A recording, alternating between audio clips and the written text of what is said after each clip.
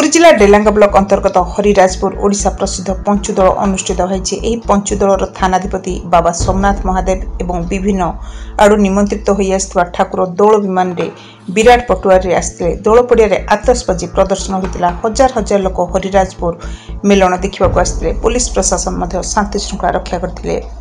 निरागापुर बालंगसी road mobile TV.